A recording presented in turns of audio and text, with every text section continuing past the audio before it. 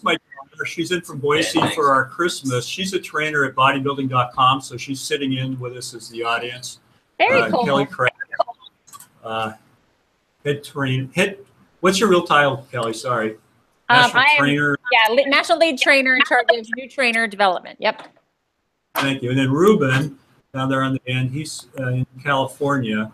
He's the Ruben. What's your title? I'm director of training. Director. Thank you. Of training. Yeah. And Al, what's your daughter's name? Jenny. Jenny, thank you very much for joining us. I hope this doesn't sound bad, but for a trainer practicing, it's so nice to have bodies and eyes in front of them. You know, your dad knows that. Glad to be here. Audience. Okay. Audience. Participants. That way he just doesn't have to hand out $10 bills on the streets of Portland to get people to come in. Yeah. Hey, guys. Hey, Jack. Hey, Jack. Hey. Can y'all see him okay? We can see you. We can hear you. You're good to go. Yeah. Okay. Yeah, it looks perfect. Can we start the clock? Yeah, a lot better than my living room, that's for sure. Yeah, there you go. Where I'm like, hey, guys. Holy cow. Yeah. I'm going to start at 5 here. Just like I have a timer on this. I'm using my phone as a clicker. That's great. Yeah, interesting. Okay, we're going to jump right into the first principle at the Positive Coach Alliance, which is filling the emotional tank. Could I have a volunteer to read this quote right here? Sure. I've learned that people will forget what you said, people forget what you did, but people will never forget how you made feel. Now, real quick, I just want you to take about 30 seconds, and I want you to think back on your early days as an athlete, even as maybe even working in a business, okay, whatnot. And I want you to think about a successful business or a successful time you had as an athlete, okay, working with people and your teammates. And I want you to just think about that moment and think about how you felt in that moment, okay?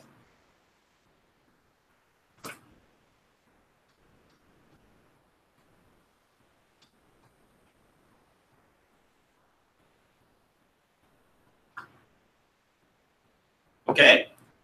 Could I have a volunteer to tell me maybe an experience that they had in their life, whether it's on the field, off the field, that was a successful time, a successful moment? I'll tell one. Okay. This is a nice memory. Back when I was in high school, are you guys getting an echo? Yep. No, we're good. We're okay? All right. Back when I was in high school, I played on the volleyball team, and volleyball was an emerging sport, especially for boys back then. And I remember we were playing our rival school. And so for the one time all season, we actually had people come watch us play, including the football team came. And anyway, I dove for a ball and ended up right at the bleachers at the feet of all the football players. And they all grabbed me and got me on my feet and, kind of set me back on my way out to the court. And it was just a cool feeling to have those guys into it and supporting us that way. Exactly. That's a great story, right? You remember that moment. I mean, it's a game that didn't matter on the schedule in a sense. Football guys are there. Okay. It's like, and all of a sudden you go into the stands and these people make you feel good. Look at the smile on your face, the way you describe it. Okay. So I love this quote, and I think that, even those football players embody that, whether they knew they were doing it or not. And that's kind of what makes, Maya's quote something that sticks to me. And I, as a coach, I always remember that. Your athletes are there for you, yes, to learn about the game, whatnot, but, it's really important. It's your responsibility to care about their feelings. Because there's that saying, athletes don't care unless they know how much you care about them. Okay? So just remember that. So we're going to talk a little bit today about filling the emotional tank. Now, everyone has one of these in their car, okay? Every human being has this inside their body, in a sense, right? Their emotional tank. We call it E-tank, right? So just by looking at this, by show of hands here, anybody want to volunteer? What do you think an athlete with an empty tank, would look like, sound like, or a team with an empty tank? Any volunteers? they'd maybe look, maybe their head would be down when they walked into practice, maybe no eye contact, just feeling detached. Feeling detached. Okay, sounds like an individual walked into a gym. Coaches, I know you've had individuals walk in, maybe they've had a bad day at school, their parents, they have a good situation at home, so their heads are hanging. Okay, they're down. They come into practice, shoulders are shrugged. Okay, anybody else? How about a team? Yeah, they play selfish instead of for the team. They're like, it's all about just them. They don't care about their teammates. Right. Don't Probably care. arguing with them. Arguing, right? Yeah. Okay. Maybe athletes, a team with an empty tank, they're arguing. Okay. So it starts with the individual, but the individual can affect the team. Okay, so we got to remember that. So some of the things that we come across are athletes with an empty tank are pessimistic. Teams that have an empty tank are pessimistic. Okay, we're not going to win. Our coach, we don't believe in our coach. We don't believe in our guy. This guy can't catch the ball. He can't shoot it. She can't score. Okay, they give up more easily. Once they're down by a couple runs, a couple goals, a couple baskets, they give up. Their tanks they're empty. They can't go anywhere. No gas, no go. Right. And the biggest thing from an individual standpoint and a team standpoint is the coachability. Okay, that's our job. We're coaches. Our job is to coach, to mentor, to guide. Okay, and if kids come in with that empty tank, there is no coachability left to them. Okay, they can't receive it. Okay, and it's key for them to receive that feedback. Okay, now let's talk about athletes with a full tank or teams with a full tank. Okay, what do you think you expect with that? What kind of body image do you see? What kind of language do you think they're speaking? I think lots of energy. Lots of energy, just right. You can see it, lots of energy. Yeah, I think they're goofing around with each other, like they're comfortable. They're ready to, be sarcastic with their friends and joke around. Right. Sarcasm within each other, with their friends. Usually you bug people that you like in a sense, right? Okay. They're talking, they're communicating, they're joking around with each other. There's a liveliness about them, okay? Smiles, fun. Smiles, fun, optimism. Hey, we can do this. We're down by 10 runs. We're down by 5 runs. We're down by 2 goals. Hey, we got a whole other half to go, guys. Come on, we can do this. Okay. Coachability. Again, now it comes back to you. Coaches, by show of hands, would you rather have a kid that's less coachable or more coachable? More. Right? More. More coachable. Okay. So that needle needs to be in this area. More coachable. Okay. Therefore, he listens to what you're saying, and then he applies to what you're saying to the field. Therefore, that hopefully leads to success. Okay? There's steps and steps and steps we take to get to that success point as an athlete and as a team. Okay. We're going to do a little exercise here. Can I have 2 volunteers? You 2 look great. Great. I volunteer. Okay, let's get number 1 volunteer right here. Okay, real quick. Okay, come here, volunteer. Al, what's your first name? Yeah, Al. Nice to Yeah. meet you. Nice to meet you. Okay, Al, come here and say something. Okay. Yep. Okay. Okay. So Al's the player. You all are the coaches. Okay. This is the Red Ball Championships. Okay, here we go. All right. I'm gonna throw the ball to Al. Okay, coaches. We just talked about draining tanks. Okay. I want you to be the best tank drainers right now after I throw this ball to Al. Okay. All right. You ready? Okay. There's Al up there. Okay. We gotta catch it, right? All he has to do is catch the ball. We'll see if he does. Here we go. Come on. Oh, man, what's the matter with you? What are you thinking? I can't believe it. Jeez. Catch like my You've been working grandmother. on it all season. Gee. Kelly would have caught that one. Right? He could have caught. I mean, he definitely would have caught that one. Okay. All right. Okay. All right. All right. Let's try something else here. Okay.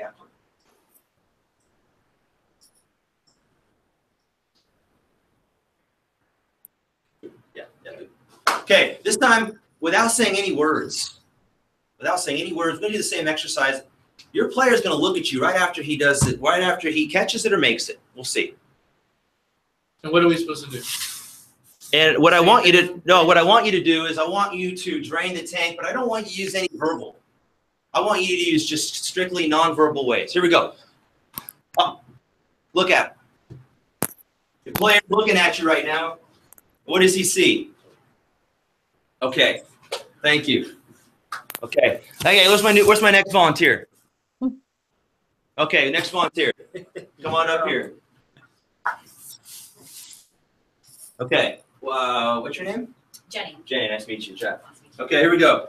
Jenny, we're going to do the same thing here. Okay. Okay. All right. So.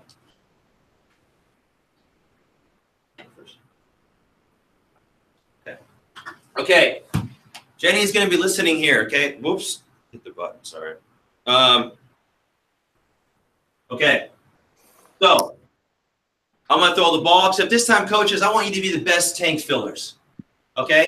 We've already drained the tank. Now let's work on filling the tank. Okay. So let's see what happens here. Okay. Fill this tank. Here we go. Here we go.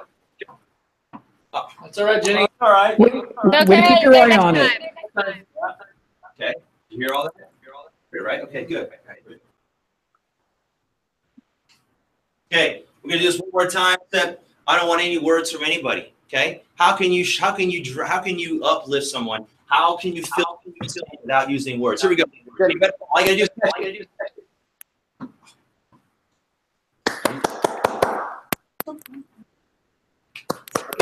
Okay. Great. Thank you, Jane. Okay. Thank you. Okay. Listen. Okay. Now, I'm going to talk to our two participants here. All right. Jenny and Al. Al. Yes. How did you feel in that exercise? How do you feel after that? Well, I forgot about what I was going to do next. I was looking at and listening to all the negative stuff You're going listening on. to it. Did you see anything they did? Yeah, I mean, kind of. Yeah. Yeah. Okay, you saw them, right? Yeah. Any kind of motion that they did with their hands, or Yeah. okay? Yeah, I did. Jenny, how about you? How do you feel after the exercise? Feel good. So you feel good. You feel okay. You dropped the ball. Motivated. You dropped the ball. Yeah, but I didn't feel like I failed, You even feel though like you- maybe I did technically. Maybe Didn't feel like it though. Right. You don't feel like you fell. Yeah. But technically you did. Mhm. Okay. Who's more apt to be more successful the next time I throw this ball? Jenny. Jenny. Jenny. Okay. Jenny. Drains the tank. You did a great job. You criticized.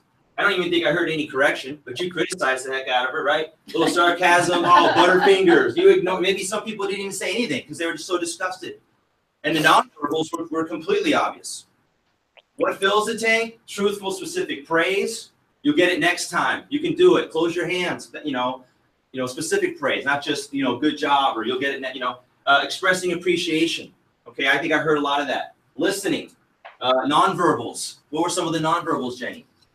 Thumbs up. Thumbs up, clapping hands, right? Okay. Obviously, and then they're on to the next play. Okay. So, what is the one most thing that coaches can do to be more effective? Where is that?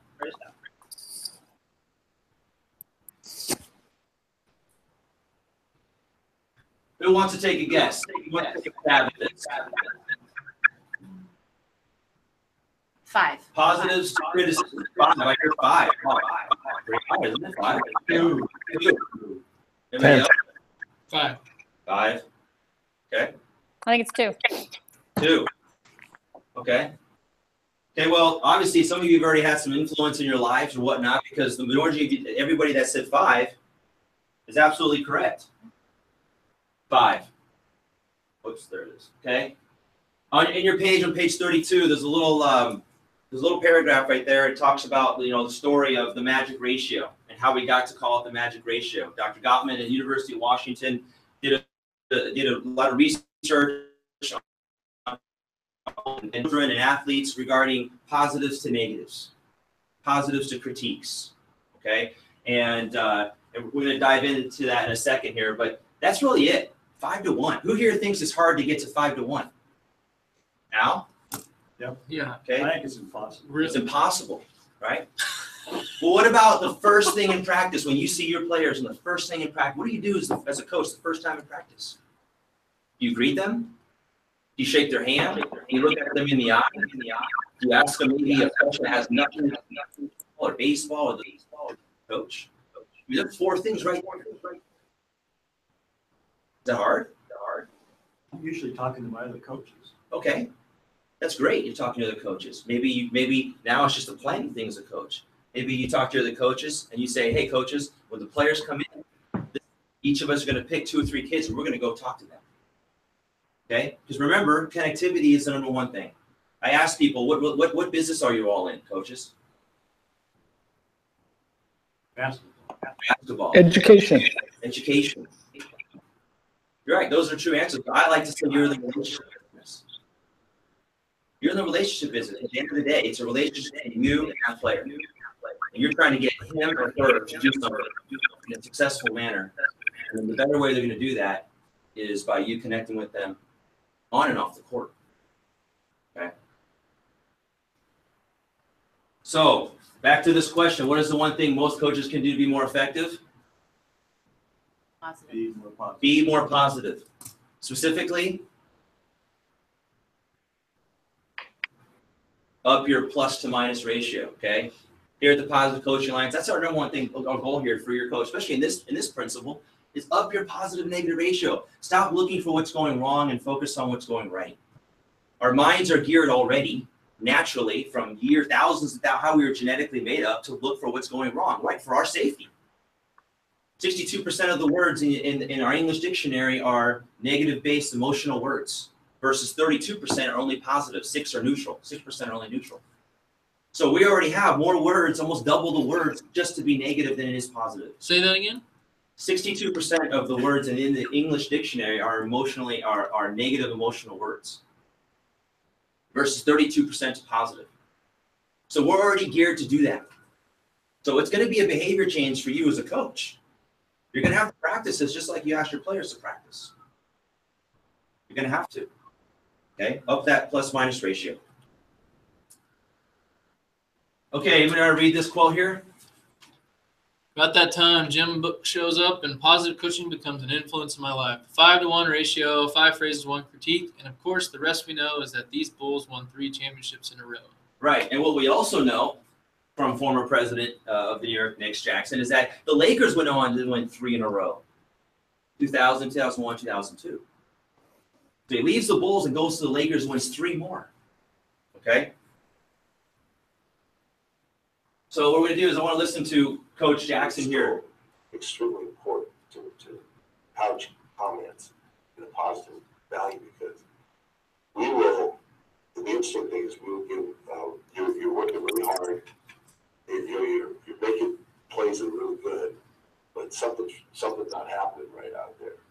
And, whatever it is that's not happening right is always the thing that sticks in their mind.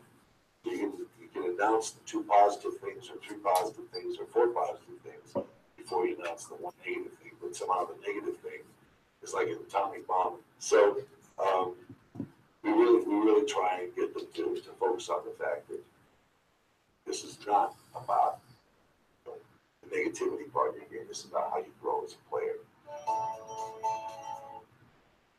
What was the one thing that sticks out to you when in that segment from Phil Jackson? Atomic bomb. Atomic bomb, right? Growth as a player. 5 things. Excuse me. Oh, growth as a player is like the best way to. Yeah, development as a player. You're absolutely right. That's what we're here for. But when that atomic bomb sits on them, it destroys them. It destroys the best. That's Phil Jackson working with pros. And he's got great stories with Horace Grant and how he struggled with the ratio and whatnot with him. And, it's a big atomic bomb, and it sits on them. It sits on them heavy. Okay, you got to remember that as a coach. And so you got to feed them. You got to keep feeding them, and then prepare them for that critique. Okay, but it does sit with them. Okay, so I want you just to pair up with somebody really quick. Let's go over a scenario. Okay.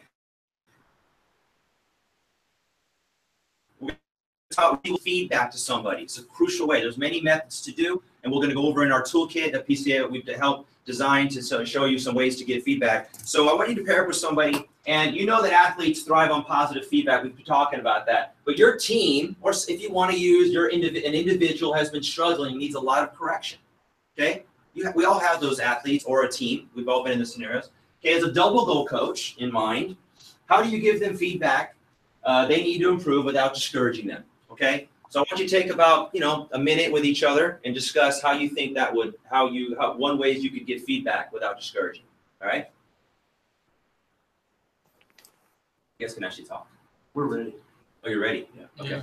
See, okay. I'm just trying to do the whole time Yeah. thing, because in real life it's going to take Yeah. a minute or two. Come on, man. So you can maybe ask them if there's something you think could help them improve, kind of ask permission. They'll be able to, and then if they're more receptive, then you can maybe see some things you've noticed that could help them. Start with positive stuff. Yeah. Makes them more open to things that are going to be said after that. Okay, time's up. Tools for effective receivable feedback. Okay, in the book we have toolkits. So we talk about each principle, and each principle is backed up with a toolkit for you as a coach to actually apply, which is a great thing.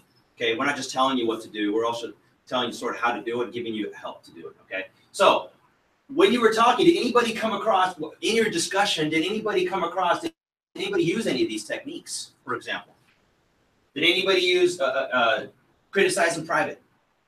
Did anybody say that? Okay. Did anybody talk about asking permission? Yes.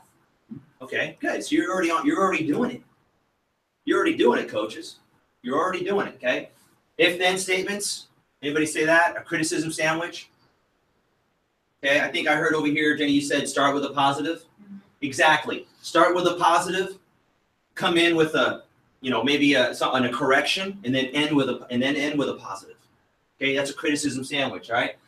Is every moment a teachable moment?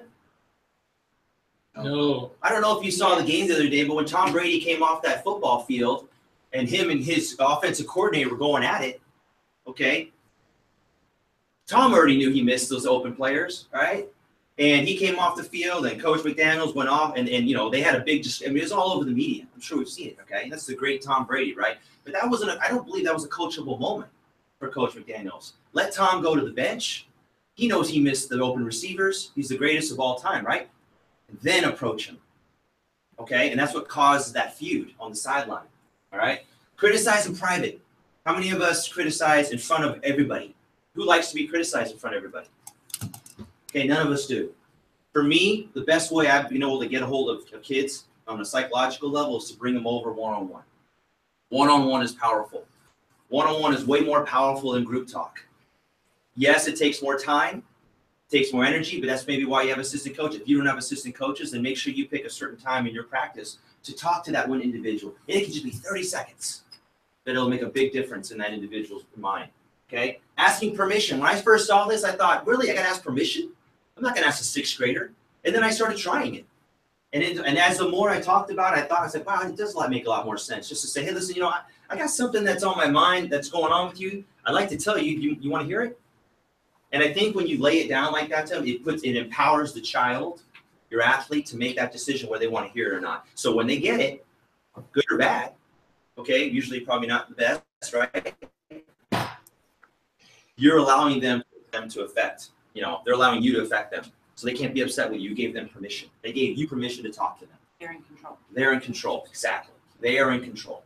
And when you're in control, you feel a lot, okay? You feel a lot more confident. You feel a lot more together. Again, relationship building, okay? If-then statement. Anybody want to give me an example of an if-then statement? Okay, I'm gonna shoot the basketball here, okay?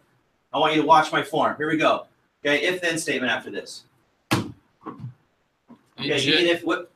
Hey Jeff, if you get your shot, get more arc on it, okay, you're more likely to make the basket.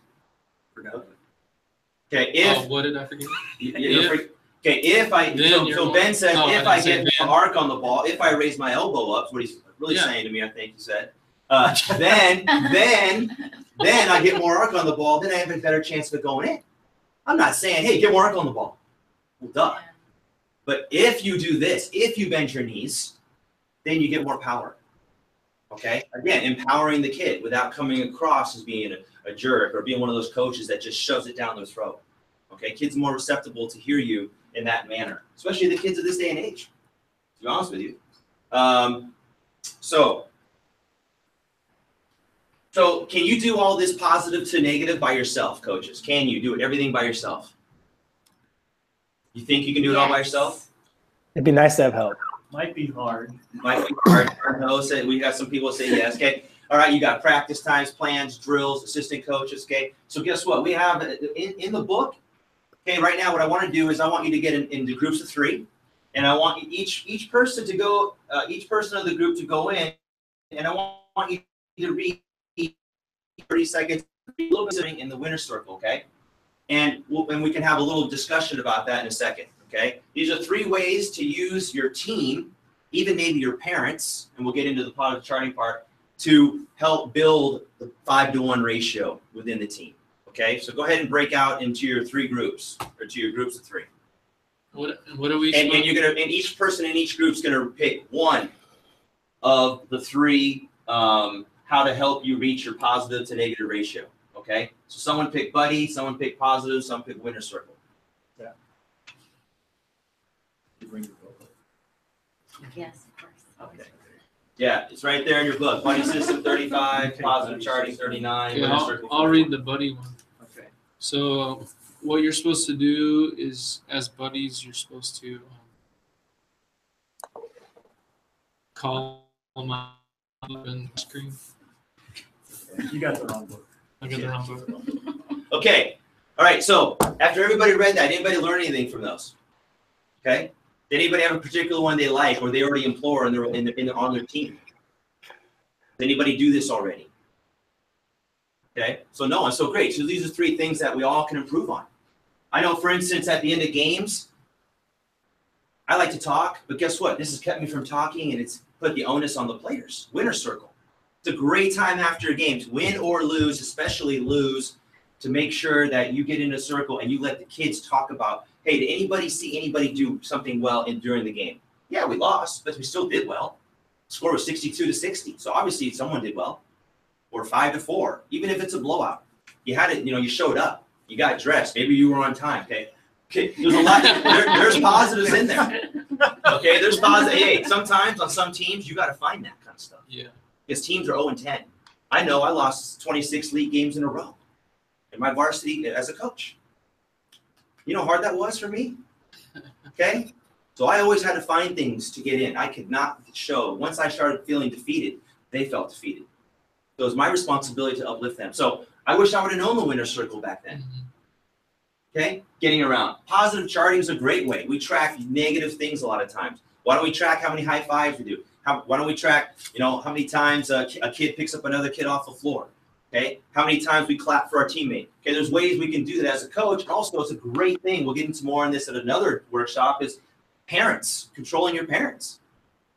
That's a great thing for parents to do. Is positive charting. Okay, we can get more on that later. Buddy system is a great way to just do a drill, and not two steps in the drill. Not only to do the drill correctly as a partner, but also have the other partner uplift the other partner with positive feedback, what they did well during that drill. Even if they missed 5 shots, they can still tell them that their feet were always squared up to the basket, or they always had their eye on the ball, okay, even though they missed. Okay, so again, these are other ways in the plus minus ratio that you can help yourself. Okay, do it for yourself. You have to do what you have to do, but you also have to put the onus on the kids. Okay, so with that, take about 30 seconds. If you need to stretch a little bit, we're going to get into the principle number 2, which is about improving using the Elm Tree of Mastery.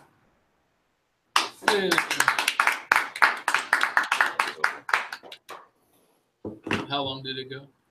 What's the clock say? 10:49. Like 27. Yeah, about 27. 27, 28. Yeah. Hey, you got people talking. Well, Yeah.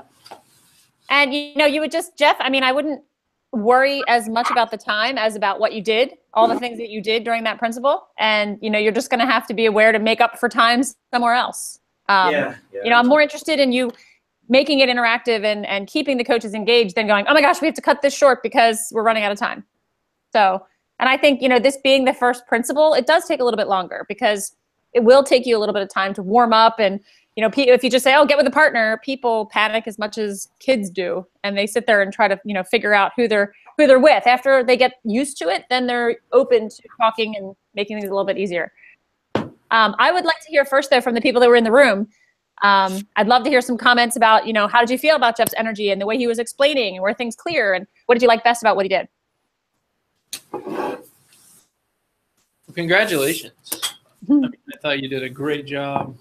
Your mastery over the material content was fantastic. Probably the best I've seen of any trainer candidate that I've ever seen. So that was just spot on. So that was fantastic. So really start with that for sure.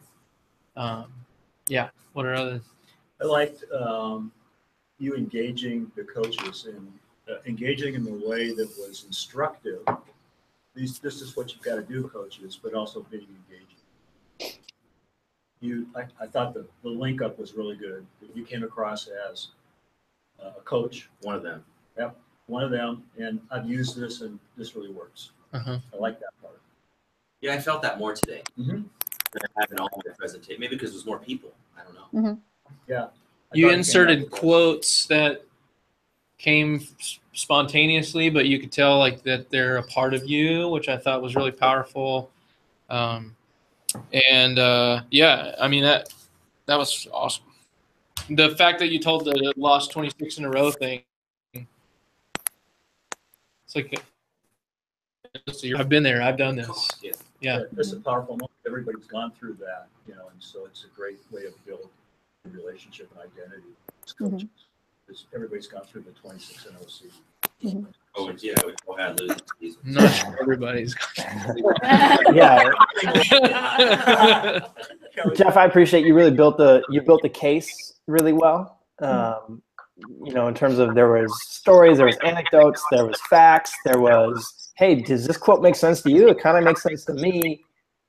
And as somebody in the audience, I was like, wow, he makes a case for coaching. And you even said it at one point. You said, we kind of have to refocus. This is a behavior change as a coach that needs to happen. And I think right there, I was kind of like, well, I'll sign up for whatever he's saying. But it was clear. It was like, hey, this is something that works, and it's going to take work by you to do it. So go for it.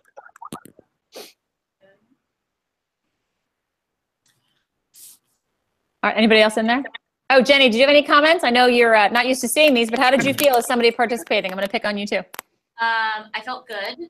I thought you were your best in like the last 5 minutes because you were just sharing your personal stories about those 3 bullets, and I felt your passion for it, and I had a lot of buy-in. I was really enjoying just listening to you speak when you were more candid than trying to follow the slides and stuff and what you were supposed to do. I thought that was the best. All right, thanks. Ruben, did you have anything, or did you want me to share? I'll share, and then I have just in case I have to jump off for 11 o'clock appointment. But Jeff, I think each time you've done these demos, it gets stronger and better in just about every way. I was looking back at notes from one of your other demos, and I have less is more, and I definitely think that you've gone in a good direction there. You've tightened up your explanations. There's less extraneous. I don't see you.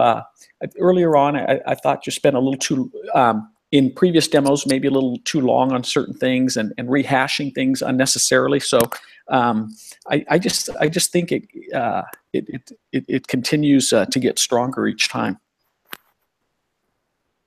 Thanks, Ruben. All right.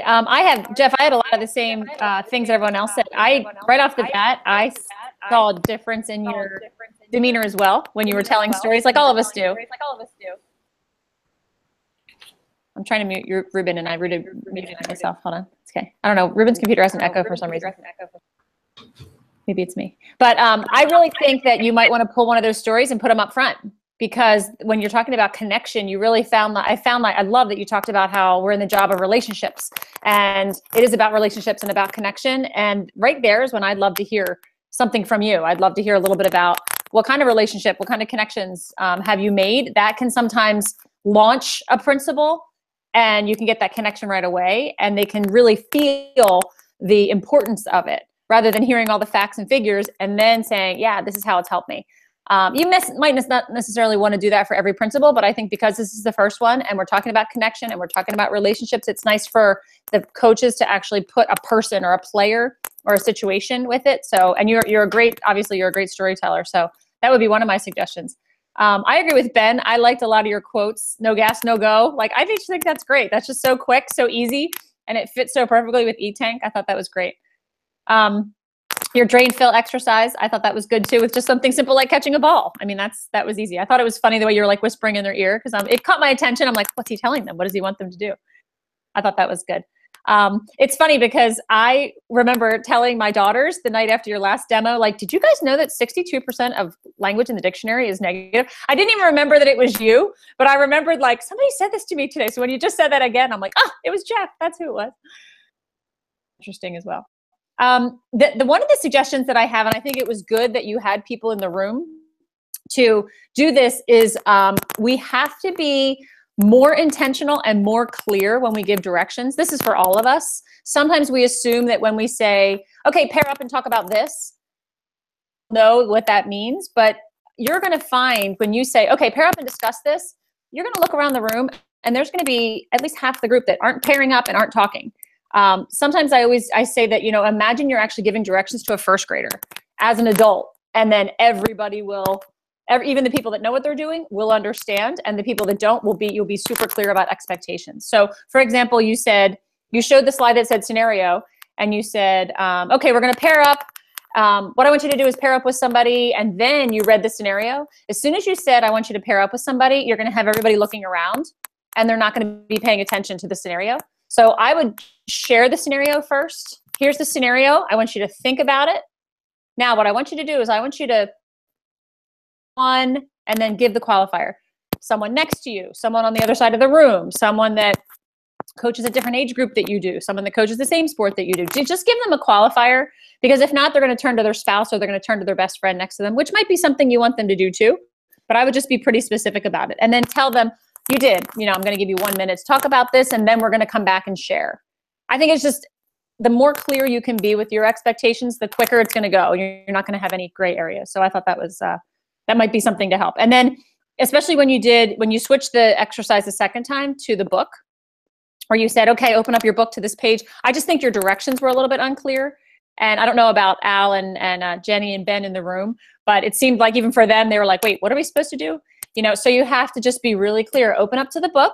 Each one of you is going to take each one of these tools. I want you to read it quietly for about 30 seconds. And then each of you are going to explain to the group where the benefit is or how you can see using this on your team.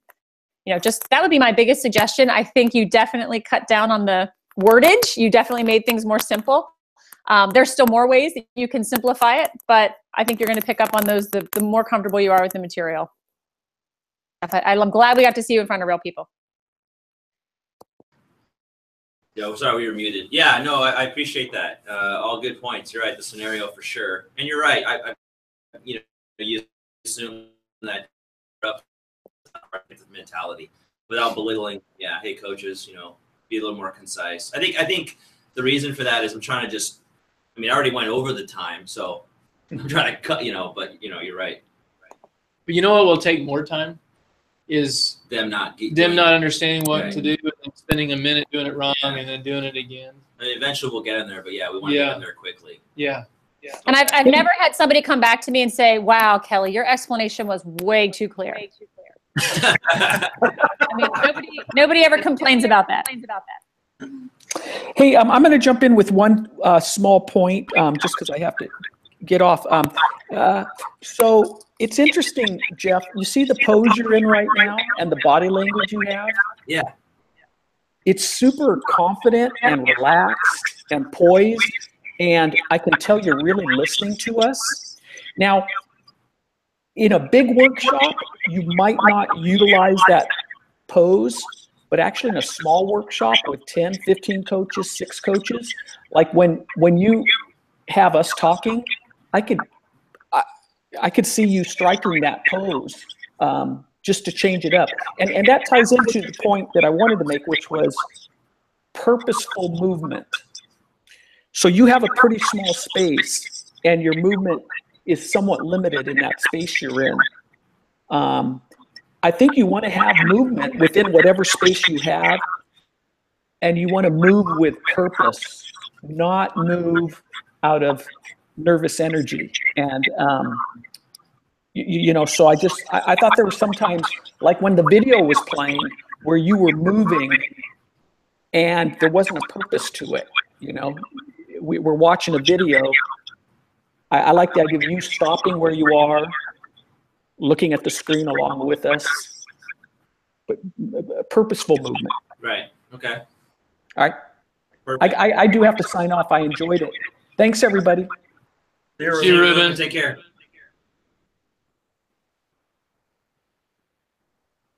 Kelly, you're muted. You're muted. Yeah, I got it. Oh. What were some of your takeaways? The differences in doing this in front of people. Is there anything that you learned or you? I think I actually. It's going to be weird, but I think I enjoy it when there's more people. Yeah, you do. I don't do well with. I mean, I can do well with smaller crowds, but I have more of an impact. I get more into it. You know, I can be more. I think when I'm in a gym and they're in the stands and I'm like, hey, coach, you know, I think. You know, if I look at my audience, you all know the material, so you really want to make sure that we know the material. Yeah. And I want to prove that to you. Mm-hmm. I think if you were to sit in the corner of and watch me do this in front of some coaches, you're going to see, wow, he didn't do that in the presentations. Mm-hmm. Because it's just so I know how I present, but I'm doing it. I'm more structured in this environment for the sake of PCA and, you know, getting the stamp of approval and making sure, you know, not that I'm going to go off script, but I'm a little bit more conscious of, I got to do it. You know, I got to make sure my ducks are in a line so they have confidence in me to make sure that I got the basics down and then I can add my flavor to it. Yes.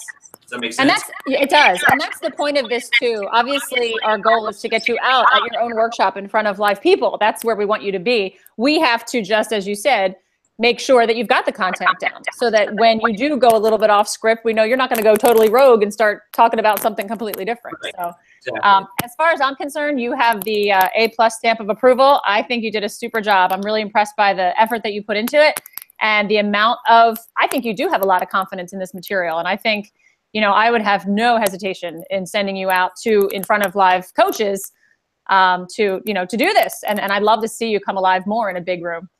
I always joke that my very first PCA workshop had 2 coaches and my second one had 96. Oh. And I was like, whoa, completely different workshop. Wow. So you got to just be ready for anything. But Jack, congratulations. You did a fantastic job. No, I appreciate it. Thanks. You know, yeah, man. January 3rd. You know. You're welcome. What'd you say, Jack? Yeah, January 3rd. You're up. Wow. You guys are quick. Yeah. High level of confidence. That's awesome. All right. Should we power this down? Yep, I will do that. Thank you guys very much. Bye, everyone. Thanks, Jeff. Take care. Merry Christmas. Yeah. Merry Christmas. Happy New Year.